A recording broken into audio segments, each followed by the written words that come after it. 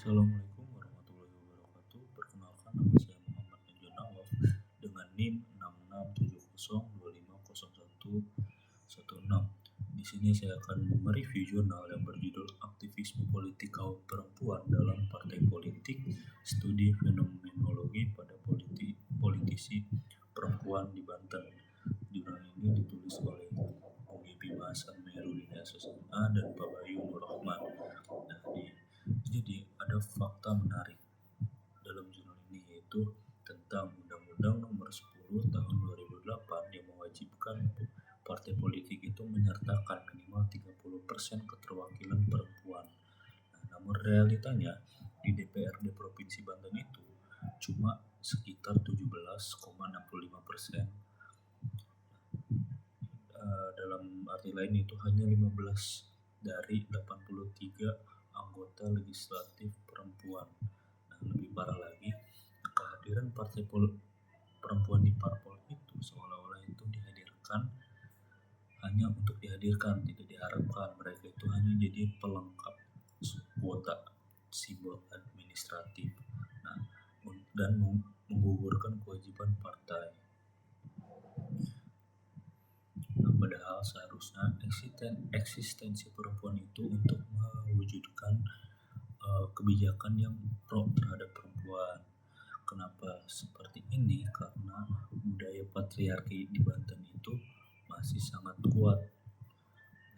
Perempuan itu dianggap tidak mampu untuk memimpin dibandingkan dengan laki-laki dan lebih cocok untuk mengurus urusan domestik. Penelitian dalam jurnal ini juga memakai pendekatan fenomenologi Creswell untuk menggali pemaknaan aktivisme politik dari politisi perempuan. Hasilnya itu adalah ada 4 alasan perempuan masuk parpol. Yang pertama itu reformasi sistem pengorganisasian partai.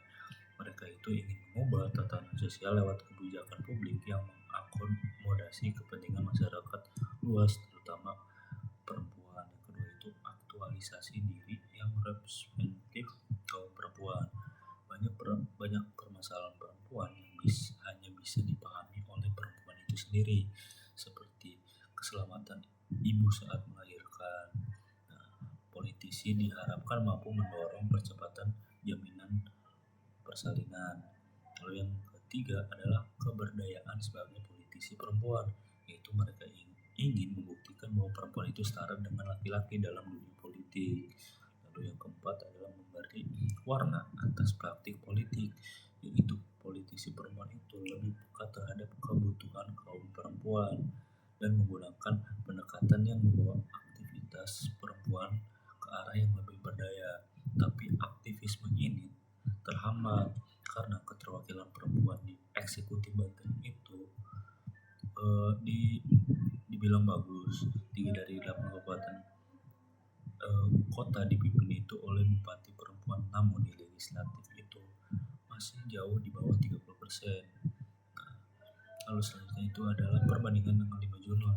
Yang pertama itu jurnal yang ditulis oleh Tanusir Goyal, judulnya adalah Representation from Below, A Woman Grassroots Party Activism Promote Equal Political Participation, American Political Science Review. Intinya itu adalah jurnal itu membahas politisi perempuan itu lebih sukses rekrut aktivis perempuan, dan aktivis perempuan itu lebih efektif jangkau pemilih perempuan daripada aktivis laki-laki.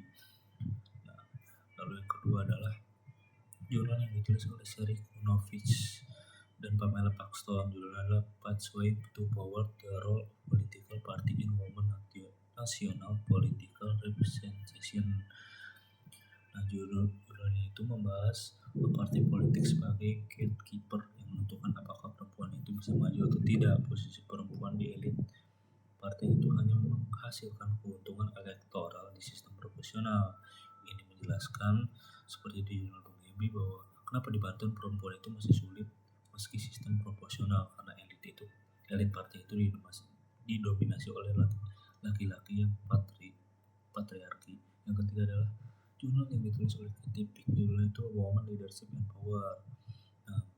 Jadi dalam jurnal ini itu intinya meski perempuan punya kapasitas yang sama dengan laki-laki, mereka itu menghadapi hambatan sistematik dari struktur patriarkal organisasi. Nah, ini menjelaskan kenapa di Banten itu perempuan itu sulit naik ke posisi kepemimpinan partai meski sudah dianggap menjadi anggota legislatif. Lalu yang keempat adalah jurnal yang ditulis oleh Nerman, saya dan Rania Abu Khaid. Judulnya adalah Feminism Leadership in the Middle East. Nah, jadi intinya itulah perempuan di Timur Tengah mengadopsi gaya kepemimpinan dari inklusif dan kolaboratif untuk navigasi budaya patriarki. Nah, strategi ini juga diterapkan di KPPI Banten yang fokus pada pemberdayaan yang kolektif. Yang lalu judul yang terakhir adalah judul yang ditulis oleh Tony Supriyadi, judulnya The Problem of Gender Equality, A Reconstruction of Islamic Doctrine. Nah, intinya itu adalah doktrin Islam sering disalahpahami untuk justifikasi yang patriarki. Nah, ini itu perlu rekonstruksi pemahaman Islam yang lebih egaliter untuk dorong kesetaraan gender.